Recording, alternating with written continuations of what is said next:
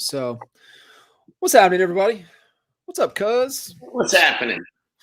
We were chatting about the inefficiencies at school, drop off and pick up. Drop up and pick off inefficiencies. And it's funny, man. You get to a point where I think you get to a point in business where, especially us drivers, deep personalities, you just kind of drive things to get them done, and then you get tired of doing things over again. and eventually, if you're lucky, you hire JK to help with that. But if not, you eventually got to become a process-minded person, right? And then once you have that sickness, because it is a sickness, I think we have, you cannot see an inefficient process and not want to at least try to fix it in your head, right? Like you want to. This is why. What are we doing here? Who's in control? Who's the decision makers? How do we get in? How do we get in here and improve this process? But yeah, the school pickup process here in Puerto Rico, as you just mentioned, is almost the exact same process y'all have. Was about as inefficient as anything I've ever seen. It was bad. We want, we tried to get them in, to the after school care, at least so let the lines flush, let him go get a snack, let him play with his buddies, and then, just scoop in, pick him up and go. But my goodness. Yeah, great swoop in and nothing. That's what I know. The assistant principal's out there with his cell phone texting the card numbers, right? Because you have to put this little tag in your car. Yeah. I almost hit him twice.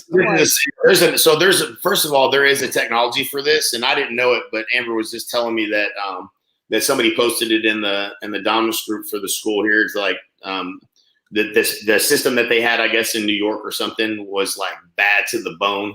Dialed in with a text messaging system that automatically lets you know when you were there, your kids would be ready right then, and just efficient as it could be. So this is a known issue, you know what I'm saying? And some schools chosen to invest in the technology to solve it. Other schools pay their teachers, whatever, and they send them out there all for another hour and a half every day in the morning and in the afternoons. But it's that's a government issue. You know what I'm saying? Like as a company, we would never do that. We'd never put our employees just out there. Never ever. And so I was telling Holly, he's like, hey, you going to get him today? You better take your computer so you can work. Yeah. So I went day one. So on day one, we were sitting in the highway, and I walked almost a mile, not quite a mile, all the way up to the school. I talked to 6 different people. I'm not exaggerating. I talked to 6 different people who all told me my kids were in 6 different places, every one of them. And finally, one lady said, no, they're over here, and I'll walk you to them. Picked up my kids. We walked back a half a mile, about halfway back to the highway, where the line was just barely moving, and got in the car and just busted a U-turn and left. And it was incredible. It was absolutely incredible. After that, I told Amber, I said, listen, this is real simple. This is a hire. This is a hire. Yeah. But yeah, Amber still goes every day. You can watch her story on Instagram. She goes every day. I will definitely have to tune in. I really comical. I will not be stuck in this process. I will be hiring someone to do pickup, and that's that. So don't ask. What's happening, everybody, man? Thank you guys for tuning in. It's my one of my most favorite times every week, getting to hang with Gringo Rican, Mr. J. Kendall himself, and I really look forward to this. Me too, man. And, absolutely. And so appreciate all of you guys tuning in, and hey, throw in the comments. I know we always get hey, you guys better ask questions, or Kinder and Kitchens will talk about football for the whole hour. Right. So. Yeah, and we're gonna have a lot more football to talk about. So, yeah, buddy, it's coming. Put some effort in. What's that biggest rock in your shoe? What challenge are you facing? See, Mr. Nate Good, what's up, brother?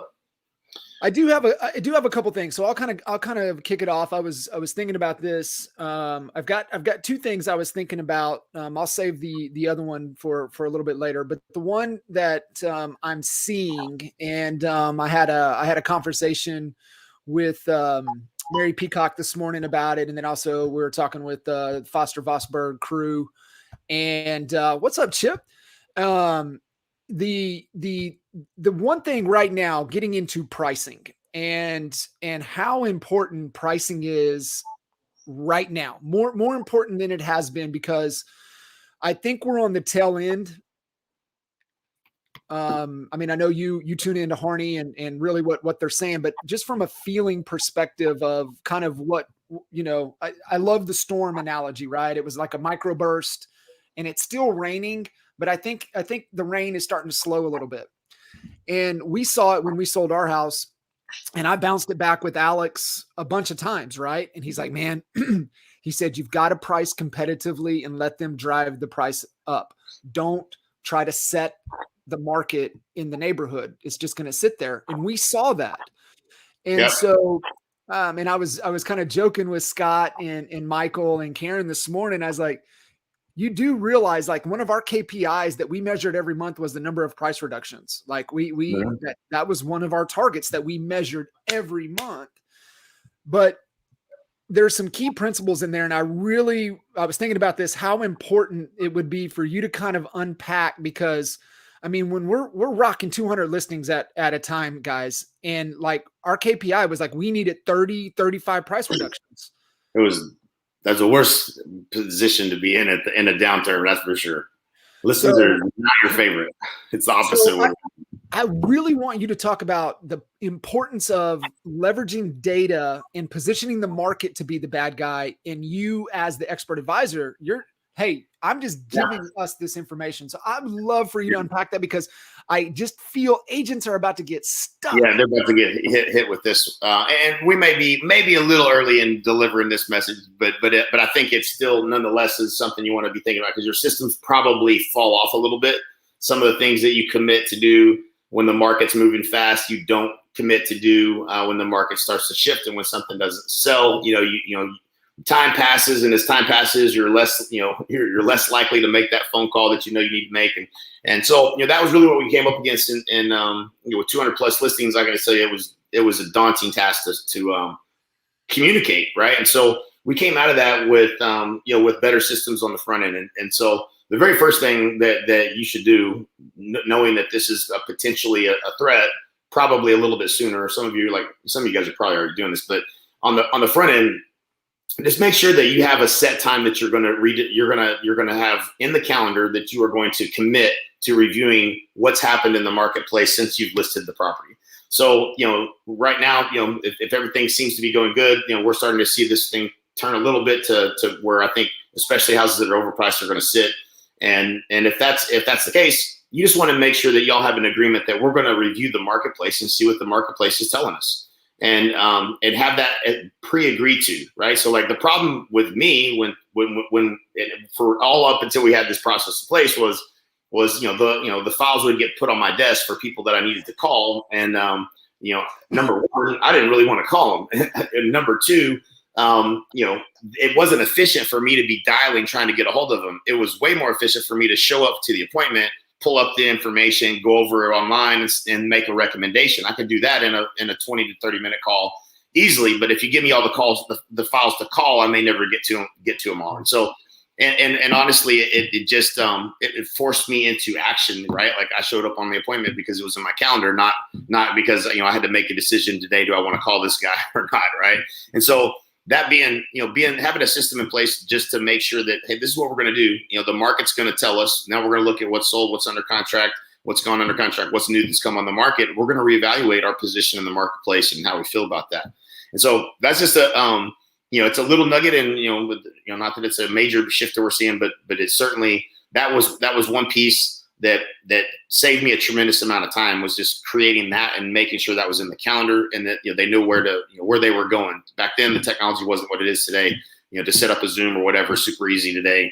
You can have that scheduled and pre-agreed to ahead of time, and then they know the discussion is, do we want to reposition? We don't call it price reduction, but we're going to reposition the home in the market based on what we see.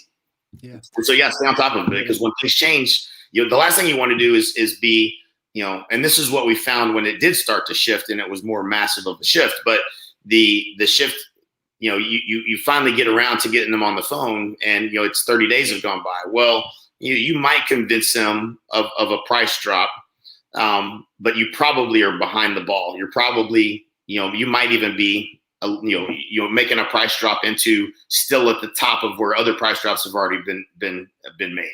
And so you're not going to get any more showings. And so then you got to call them again You're like, well, shit, that wasn't enough. We got to do it again. That's when it really got fun. It's when you're making calls, and I mean, it was significant numbers too that we were. Again, I'm not saying we're not anticipating that to be cases in this situation we're in now, but nonetheless, just have a system, right? Just have a system and preparation for when things aren't selling. And I promise you, your life will be easier. Clients will be happier. You'll get more referrals. You'll get more of your listings sold as a percentage. And yeah, it was one of those things that, when you didn't need a system, you got away with things, right? And you want to make sure that, you're doing everything you can to over communicate to your clients and in the market like that may be a little bit, challenging, especially there will be less showings going into the winter. There always are. And there may be, you may be required to do more to get a home to sell. And maybe you got away with not having to paint or not having to do some of those things. And maybe that's not going to be the case going into Q4. Maybe that's not going to be the case going into Q1 of next year. So you don't want those, these listings that you're taking now to be expiring off the market come spring next year. That's what you don't want. No. And I think when you come in and you leverage the data, right? This is market is telling us. Like I'm not the bad guy, right? Let's see what the market is telling us and really leverage those, right? We had our own in-house market reports that we used to put together, and we had a cool little fun form that was the market absorption analysis. And so having those tools, I think, are the most important thing that you need to arm yourself with, because it's easier to show than for me to tell, right? Sometimes you haven't built enough rapport, or maybe you don't have enough authority for them to just fully believe you, fully trust you yet. So let the market build that trust, and the market data build that trust. Yeah. And real market reports were our best friends. Focus First. We didn't have that tool at the time. We did start to utilize it in Dallas. It's a fantastic resource. And then you guys have got to have that subscription to Keeping Current Matters. Those are your three tools. Less than $200 a month investment in educating you and having the tools to be able to demonstrate your authority, that what the heck is going on in this market. And, just expertise, law number 1 of CHSA. And you've got to be able to really articulate your expertise, and utilizing those tools are key. Because two numbers maybe that agents need to be paying attention to, like when you look at it. So I know absorption rate was always the big one. What would be another one? Pending ratio is that's your truth teller, right? So the pending ratio is as a percentage of homes that are under contract versus what's on the market. That number will be the first thing to move when a market's going one way or another. And so pay attention to pending ratios. It's in real market reports as one of the categories. And and again, in every price range, in every marketplace in the country is going to be some really high pending ratios, some really low pending ratios. The higher you get in price, you're probably going to see much lower as a percentage pending ratios. And so if you see really low pending ratios, you're going to have market time that's going to be longer than what some people are going to be expecting from what their perception is of what's going on in the market. And so you just got to prepare them for those things and spend that time on it. A couple points. So yeah, Nick made a point. It's something that we did too. It was a little bit harder to pull that off, but automatic price reductions, right? So I think we had a form as well, is what Nick is talking about, where we automatically would reduce to this price and then this price, especially if they chose to list it at a price that I didn't suggest. Another thing that we built in to our listing agreement was we made them sign off that they were listing it at against our better judgment at a price that we suggested. Explain when we would do that and when that's okay. Well, maybe not so much today, because the shit might go up above the market and above that, and you'd have egg in your face. So I would be careful with that one. But like at the time that you got somebody that's being a difficult seller, and they're like, listen, like here's where we're suggesting that the home be priced. You want to price it here? All right, we'll do that for 30 days. We're going to automatically drop it to here if we don't get any action. Then we're going to drop it again at this point. And we would build that in only if they were just not, if they were just want to try it, right? Like get the seller. We just want to try it, but we want to let them know because the reason a lot of that stuff we kind of designed was because I got really tired of people calling me and having amnesia, right? And forgetting that they were the ones that chose that stupid price, not me. And so like, it was frustrating to get phone calls. And then when you get phone calls, like, people call back 4 months on the market and they would say something like, well, the photo online is, we didn't ever like that photo, and that needs to be fixed, and no wonder the house isn't selling, right? I'm like, the hell it is. That is not the reason. But so what do? We go back and we put a system in place. They review all photos before they go, they go up, and that's happens in a conversation, or they sign off on it. And so like all of those things end up coming back, and they come up with these reasons why the house is not selling, and it's not you. It's always you, but it's never us. It's the market. So just putting systems in place for that. I think the big thing there is if there's real motivation, like they really have to sell. Yeah, that's always the case. Yeah, I think that was the thing that we would always try to uncover, and that we were okay if we were a little above where we think it should be positioned in the market. But if there was real motivation that they had to sell, they were transferring at a certain out. point, at least. Yeah. At some point, if they would become motivated during that listing term, and that might be one where we take it for a year, and that would. That was something we did for a number of years. When the days on the market was higher, we took year listings. You kind of move with the tide. You got to adjust your business and the systems and processes you have in place for the marketplace, for sure. I'll say those tools again. I know we had a question what those were. So keeping current matters, that's your 30,000 foot view. That's Steve Harney and his team. They put out the best resource every month. They cite where the information they're sharing. So you have those resources to pull. There's maybe one or two slides in his presentation that you can utilize in your presentation. Then you get down to, not quite on the ground, but you've got a little bit of an aerial view, maybe a 5,000 foot view. That's realmarketreports.com. Yeah. And then on the ground, right, in the trenches, in the weeds, is Focus First, and Focus, and then the number one st.com, Focus First. It's a visual pricing guide. That's what it's called. It's a visual pricing guide. And it will help you. And all those tools help great with sellers, and they help great with buyers, and helping get their, hey, really what's going on in this market, to really, position yourself as the go-to authority. I gotta make a point about how important the MLS is. So just because I'm dealing with buying real estate here, and it's really a pain in the ass as a consumer trying to buy a house here in Puerto Rico where I'm at. There's no MLS. And the agents are more shady. I say that. Some agents are more shady. Most of them I've run into when they have a listing. You want to talk about hip pocket listings? We all loved hip pocket listings the last 2 years, right? But the challenge here is this lady showed us a property and she DM'd my wife is what she did, is because she posted in the group. She didn't post the listing. She's never posted the listing. She said, I'll never post the listing. The only way you'll know about it is if I DM you. And she made us, don't tell anyone. Promise me you won't tell anyone about this property, which we wouldn't, because we're the only ones that know about it. One of the only ones that knows about it. But this agent doesn't have a lot of connections. She's not promoting the property at all. I'm probably going to get a pretty good deal on this property because there's no other potential buyer. She's not getting the exposure to the marketplace. And so I just tell you, this is the first time I've ever experienced a marketplace where there's no MLS. And agents basically can run, do whatever the heck they want to do. And unfortunately, if you're a consumer in that situation, this guy, when he bought the house, he just bought it too.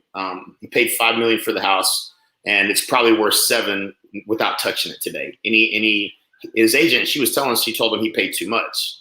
But I was here in March, and he didn't pay too much. He got a steal in March, but she just didn't know what's going on in the marketplace. So everything you hear from us is going to be about being the expert and being the most knowledgeable and adding value to your clients and truly being an expert advisor. That's what we're all about. So it's kind of just wanted to pass that on. I appreciate those of you who take this industry seriously, because not everybody does. And in not all markets do we have something, like an MLS that really kind of polices us and makes sure that, we're not doing dumb shit like they do here. So just appreciate what you have.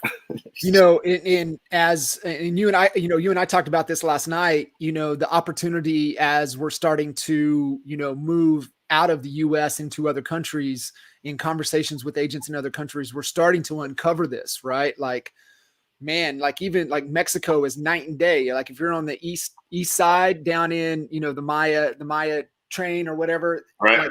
Different than if you're over on the west side of Mexico. And right. then, in Portugal. And so I was telling you about the conversation I had with a gentleman in Spain yesterday. And I was, just so you guys know, the conversation, I was just blown away. Like where would we have ever thought, like we're talking real estate and business and opportunity with people now on a global scale. Like I had a fascinating conversation with an agent that is beyond excited in Spain. And I was like, holy moly. But to the point, that's how they do real estate over there. Like Right. it's the wild, wild west. And it's like, holy smokes. But you know what's cool though, is that they're excited about systems and processes and structure to disrupt how it is. Right. That's it can exciting. Be That's it. That's it. They know it. They see it. That's exciting. It is cool.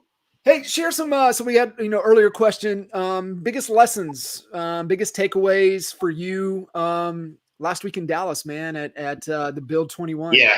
Yes. So, man, I mean, I want to say this again. I feel like I've been saying it for 5 days in a row now, but I certainly haven't said it to everybody here. So the number one takeaway, hands down, is big decisions happen at big events. And so the importance of you being at the events, you getting your key people to the events, and you getting your potential recruits, potential people that you're working hot, that, just getting them to one of these events, it collapses time down to now I'm ready to join. And so part of the challenge, I think, in staying focused on agent attraction is it feels like it's slow. It feels like it moves slow for the first, 200 agents. Like it feels like you're pushing a boulder up a hill in some ways, because you're not personally adding a whole lot of people, and then kind of all the work is kind of just being you until you find someone that sees what you see, and then now they're telling people, and then the next thing you got 4 people that joined. You did all the heavy lifting for all 4, making that happen, and then next thing you know, you got 13 people that join. You're like, I didn't talk to 7 of those people. Like that's when you start to get momentum. And the reason why you want to focus on this model in the first place is because there's no kind of leverage like this in any other business model, right? So that's where the beauty in this is in the leverage. And so, but that starts to happen over time. But I can tell you, first of all, this group did a hell of a job representing at this event. Not only did we take kind of stormed the stage as far as Honey Badger Nation having more of the I think I don't feel bad, because I know that we deserved, every single one of us deserved to be up there that was up there. But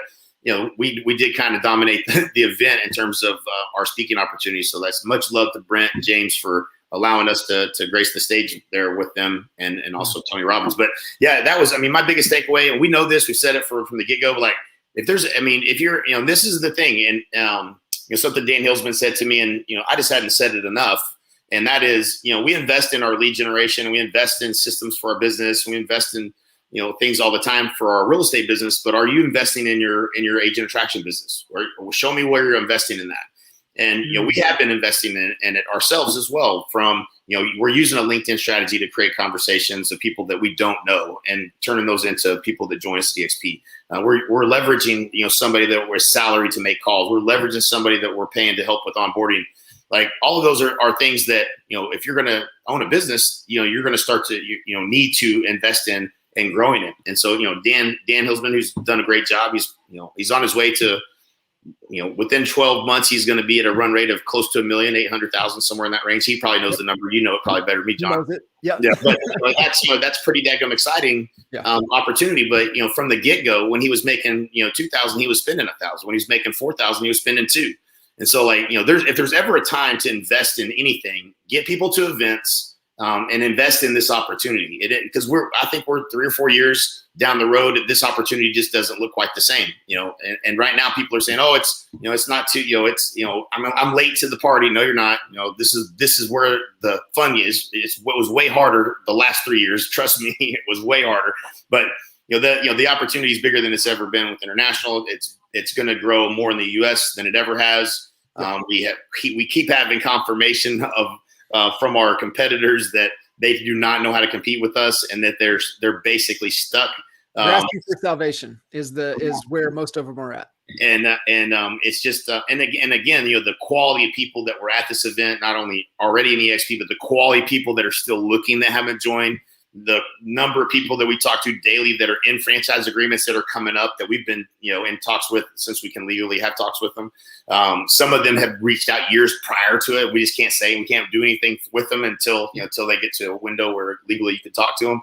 And it's just incredible to see the growth, being here almost 4 years. It's just going to grow bigger and faster. And so, man, what a great opportunity. But that's a simple one takeaway, but it's the biggest takeaway. Like, if there's one thing you do, you don't miss events, and commit yourself, commit to your budget, and commit to get people here, because the heavy lifting that gets done by them bumping into and seeing all these people up on stage having a tremendous amount of success, not only in production but also in agent attraction,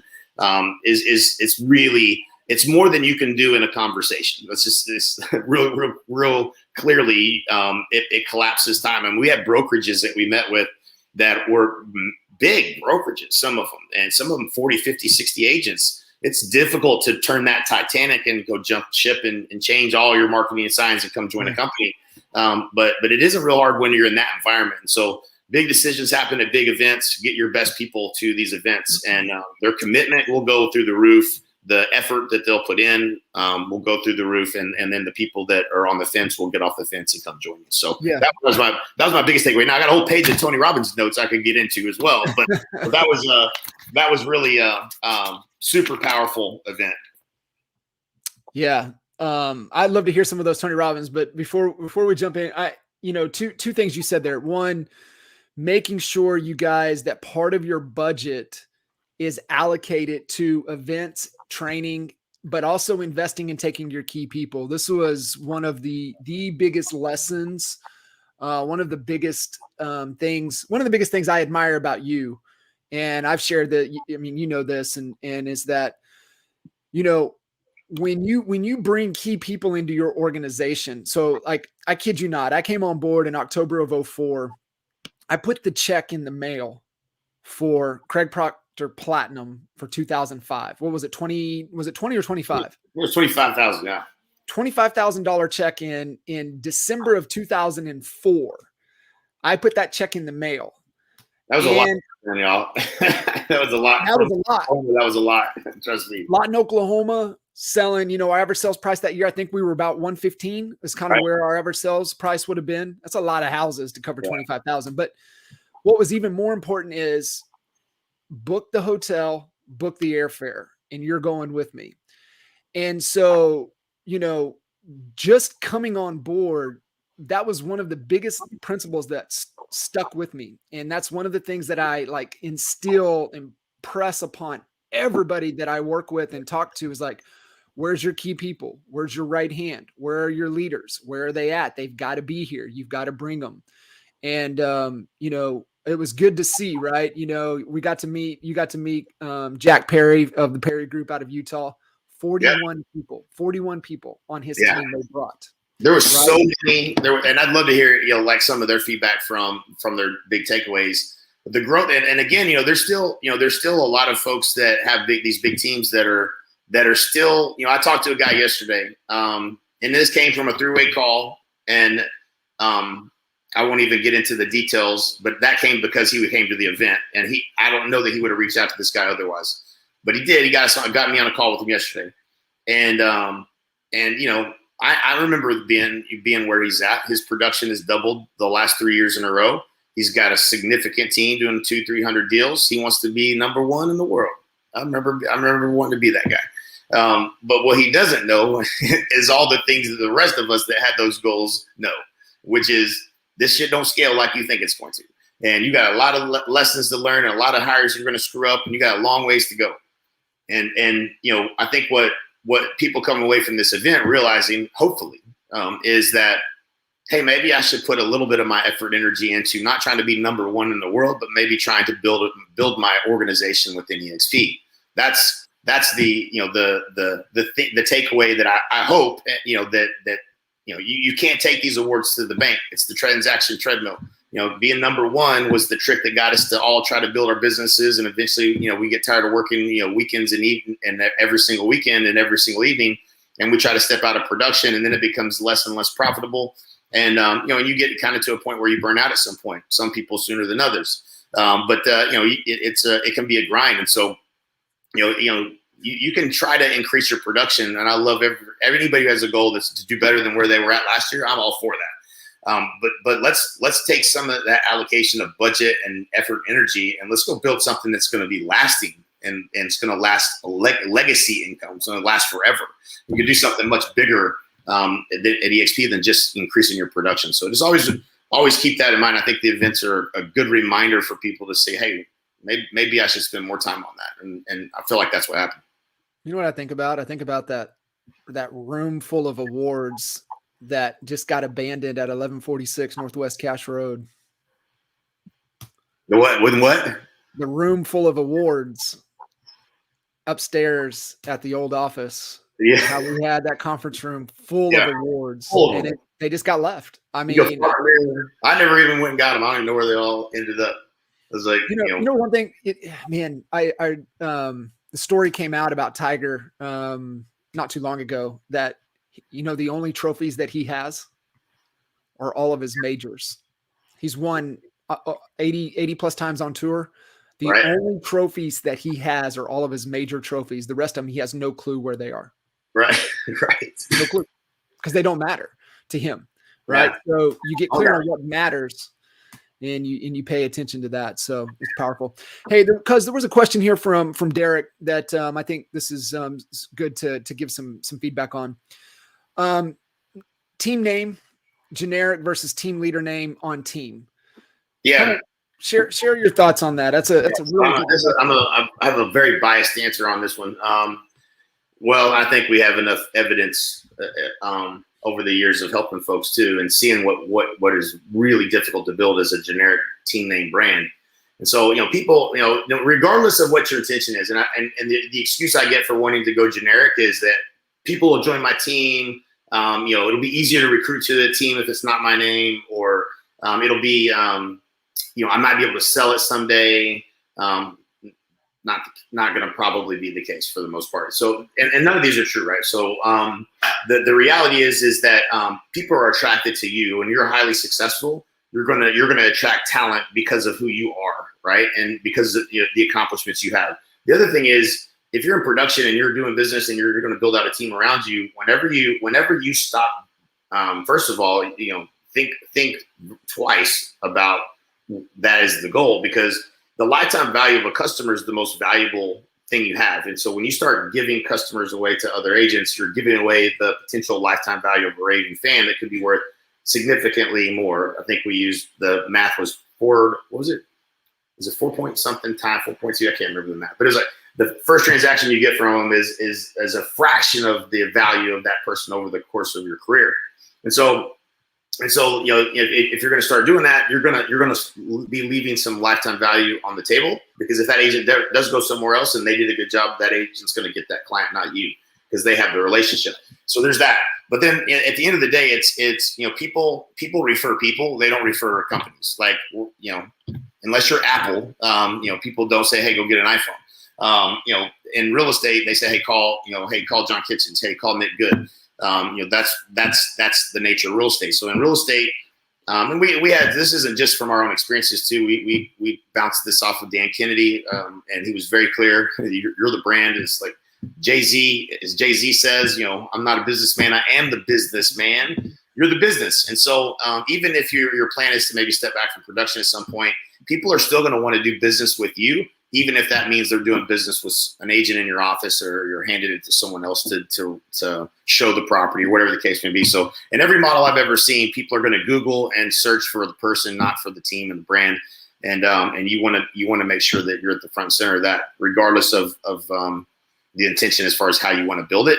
And you're going to attract talent to come work for you because they see you everywhere, not because they see your brand name everywhere. It's just, that's just the experience that we've had. Maybe there's some examples that are, that maybe reflect that it's possible, but I'm gonna tell you, it is definitely not the majority. that I can tell you for sure. Everybody who's ever tried to do it has struggled mightily at trying to build and get momentum. And if you want to double and double and double, you're the brand. You have to be. And it's not that you can't build another brand. It just takes so much energy, effort, resources. Like you've got so much paid ads. I mean, it's just organically, it's who you are, right? We say it all the time, right? Your brand is your reputation, right? Your name, they connect with you, right? That's one of the things that we always talked about is like, they trust you. They don't trust the brand. Right. And so you have an opportunity as a human to be authentic times time, right? Which is the definition of trust. And your brand is just like, there's so many different interactions. If you have, ABC Realty, like who do you got over there? Like who can they connect with? Who can they, start to have, that connection and start to build that relationship. Right. It's the reason why the company truly doesn't matter as it relates to the consumer. When, and I say that always, I have to explain myself because it does matter because EXP's company matters to us as agents, but it doesn't matter to the consumer. And so, it just doesn't. The consumer doesn't care. You can try to make them care by trying to highlight something that your company does, but that's not what we teach. And the reason why is they could walk in the door and do business with one of any number of agents in the company, and they could have a really, really bad experience with a dumb agent and say, I'm never going back to Keller Williams again. Or they could get maybe the best agent in the office, and maybe they would come back to that agent, but they still are not going to associate that with Keller Williams because they don't have any interaction or interface with the company as part of their experience. It's only with the agent. And so, the company's brand doesn't matter to the consumer. It might matter to us, but if you lined up 10 real estate signs and we ask to poll consumers on what's the difference between all these brands, you're not going to have anybody. There's not going to be any clear, distinctive difference between any of them. But when it'll all be random. On the sign, you're the brand. Just put you on the sign. That's what you should do. That's it. And we can go down this rabbit hole all day long, right? It's LTV, man. It is lifetime value. You guys have to understand that. And how long are you going to play this game? And for most agents that really want to take this as a career and really want to be serious with it, man, you have to look at the longevity. You have to look at, even a 10-year run, right? What's the average time frame that people make a move, right? I always love sharing what's his name out of Houston that built the empire, one of the top agents on the planet. I'm seeing his name. He's in rate. He's in rate. Oh, yeah, I know what you're talking about. Massive. He's Matt's one of Matt's poster childs. But anyways, he got in and he started his career, new construction, new homes, first time homes, new construction. And he was working the buyers, helping the seller. And he just built, he focused on the relationship because he knew that people moving into new homes that were new construction, they weren't going to stay there forever. They were going to be moving up. And so he focused on the lifetime value. So he captured them when they came in. He captured them as a seller, and then he helped them buy their next home. And that's how he built his business. And he focused on the relationship. He focused on lifetime value. And when you can make that mental shift and stop chasing the next commission check and focus on the experience and understand that, it's like you said, it's like 4.2, 4.3 times throughout your career that somebody's going to make a move. That's just them making a move, not to count how many times they're going to refer you. Right. And it's a huge pillar. That's why one of our core foundational pillars for our business was past clients, was our raving fan club. I mean, that was one of our core pillars. We had 3 core pillars in our business. It was guaranteed sell. It was lead gen platform at the time. Right. And then raving fan club. We built the Lawton freaking business off of those 3 core pillars. Everything we did revolved around those 3 things. Yep. All right. So what are some Tony takeaways? Yeah. So, man, one of the things that, well, of course, this is, and, Michael said this in the day in the meeting we had, and, I thought it's worth re-mentioning. So Tony Robbins has been a year and a half not in front of people, and he can start this conversation any way he wants to start it. And in terms of getting into the content, he did start with bashing COVID 100% with fact and truth. So that was awesome. But, he started with focus, right? Like he started right out of the gate with the three decisions that drive your life is what are you going to focus on? And, this is not something that we haven't heard before, but I think that you can never hear it enough. And when Tony Robbins comes and speaks and he kicks it off with, the very first thing is what you focus on matters. What you focus on equals feeling. Then the second question, which has been one of the most valuable questions I've ever learned, is what does this mean? You have the ability to give something meaning. Nobody else does. And so if you're not going to give it meaning, then someone else will. And so, you have the ability to give any situation meaning. Is this is this person coaching me, or are they disrespecting me? Right? Like, you have the ability to give a meaning to when someone's sharing something with you, or someone's trying to help you with something. And then what are you going to do? What are you going to do? What are you going to do? Are you going to take action? Are you going to respond? Are you going to move in a direction to accomplish your goal? Or are you going to take a negative action? Right? So, like, if you feel a certain way and you give something a certain meaning, you're going to feel a certain way, and the actions you will take are going to be different than if you felt a different way, right? And this all goes back to, like, do you believe that your thoughts lead to feelings, feelings lead to actions, actions lead to results? Well, yeah, we all say yes to that when we hear it. But in your daily life, and this has all been, for me, I've been very grateful for having consumed a ton of Tony Robbins stuff.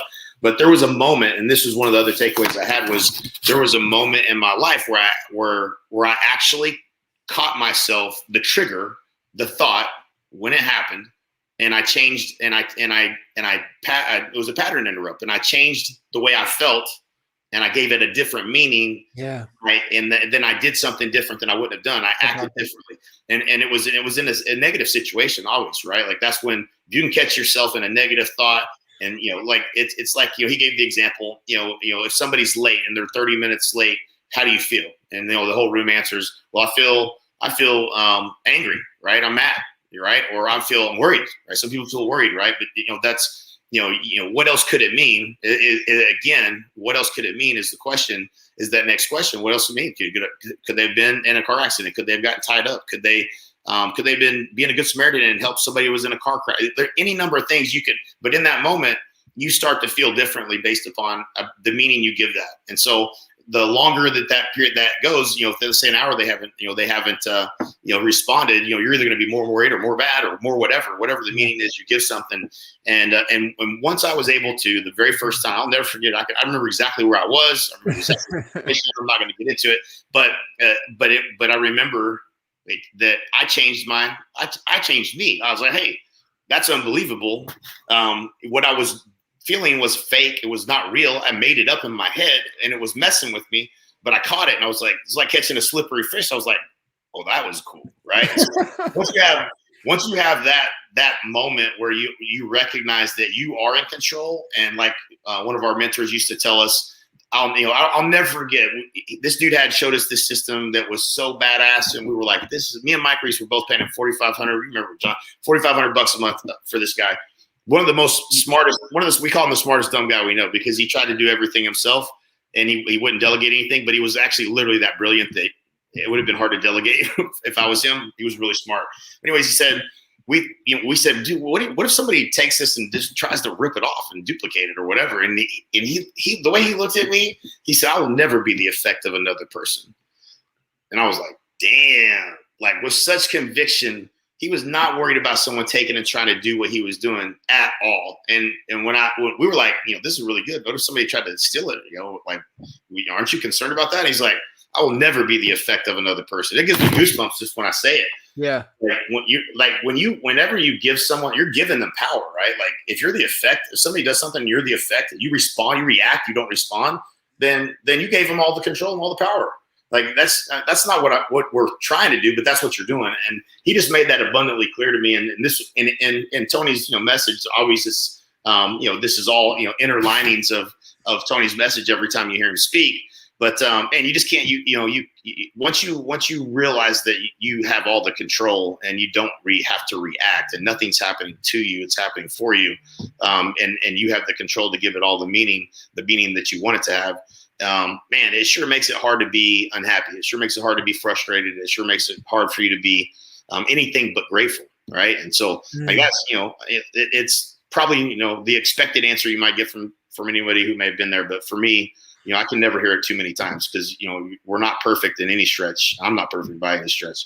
And so I need to hear it, more often. And it was good to sit through for sure. It's cool that you just said that. And I shared this with Scott and Michael and Karen this morning.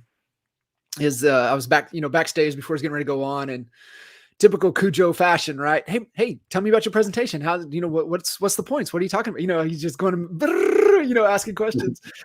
And I was like, and kind of broke it down to him. And he goes, man, what's so amazing? He goes, we need to be reminded more than we need to be told. And I was like, yep. Yeah. We say that all the time, Cujo. Yes. Thank you. And so, we can't hear it enough, right? To be able to get into that, because we all get stuck into these patterns. And so this goes back to why these events are so powerful, is because, you look at, okay, well, what am I focusing on? What am I thinking about? Because we just all agreed, right? That focus, that thinking drives our feelings, drives our actions, drives our results. But what starts that? And that's the environment, that's your circumstance. And so being at those powerful events puts you in a room in proximity to people that are where you're at, or where you want to go, that you can envision a bigger future. And that helps drive that focus, right? So like being in that room, being in that circumstance, being there with Tony's energy just gives us that, like, okay, all right, now I know where I need to focus, and then let's him have it. So it's really awesome to see, for sure. One last thing I'll share too. He said that he had us go through a process of like think when you at some point in life where you had a breakthrough, and I think that's a little bit harder, I think, to sometimes for us to recognize when we have a breakthrough. Like I've had a couple thanks to Tony Robbins, and one of them was actually thanks to Jared Robbins, his son. And I was at an event, and I was actually speaking at the same event, and it was me and Brian Moses, and so we're pretty good students, you know what I'm saying? Like somebody's speaking, we're sitting there taking notes. And he gets to a point where he takes us through this process. But this process that Tony was taking us through was like, identify like, well, what triggered it, right? What triggered this breakthrough for you? Then what made it possible? And then what's life like today as a result of it? And so like one of mine was like, for me, in my mind, for the longest time, I couldn't move to Dallas, even though the opportunity I felt like was what we're doing in Dallas. I couldn't just up and move from Lawton, Oklahoma. And the reason why was because I didn't believe that I could be. Now I had never identified exactly what it was, but deep down inside it was because I didn't think I could be the dad I needed to be and live in Texas and leave my kids, right? Like that was my issue or whatever. And so you go through this process, and for me that was all in my head, right? That wasn't true. So what would have to be true for that to not be true, right? So you go through this process of, well, I'd have to be able to make every football game. I'd have to be able to, and so then that was the rules of the game. If you're going to do this, this is what has to happen, and we were able to do that. I was able to be at home at 5 o'clock every day. I was able to, outside of travel, I was able to make every football game. One time I had to fly from EGS, an event we were doing, in an airplane to airport, but I damn sure didn't miss the game. And so but it was like, it's so empowering. And until you have like a major breakthrough like that in your thinking, it's like, holy crap, that's not even true. Like what has to change in order for it to be true, that you can maneuver your life in ways that you never even thought possible. It's like, it just unlocks you in ways that, and for me, like, well, what is life like today as a result? It would have been the difference in us ever probably encountering EXP, or me living here in Puerto Rico. There's no telling all the things that would or wouldn't have transpired if I had just stayed in my little small safe space in Oklahoma, instead of really trying to grow and move in a direction where I felt like I could add more value, to the world. So, man, so like those are things that they're priceless. I don't know if you're not working on self-development and personal growth, and that's not a part of your daily process. All I can tell you is, if knuckleheads like us can become successful, I promise anybody can. We can all be better tomorrow. Yeah, that's for sure. That's funny. It's that same principle that applies, right? I was given the example of, somebody's trying to cover the gap in their business, right? So like it was the time that we lost 2 of our agents. They were relocating, they were moving. And we're like, oh, immediately knee-jerk reaction is, hey, we got to replace those 2 agents. And we're like, well, hold on. Is that really true? Mm-hmm. And they're like, let's do the math. Like, how much money were they really contributing to the company dollar? And so we did the math and we were like, okay, well, what are all the ways to overcome that? Right. And we made a couple of little adjustments. We overcame it without having to go get 2 more agents, because that was our immediate reaction. And that's how most people think, right? They, plus and minus.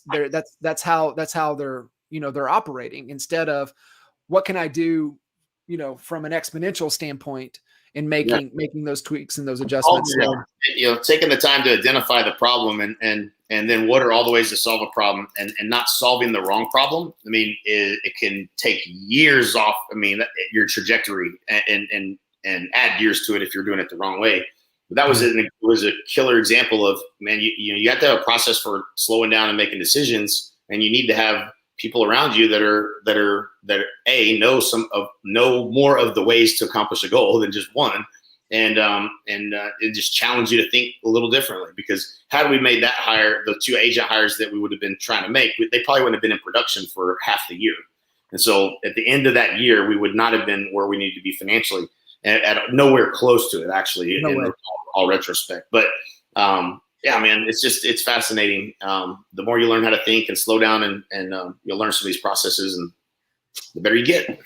That's it. We say it all the time, right? The biggest constraint is the constraint on our thinking. And I know somebody had mentioned the biggest takeaway was thinking too small.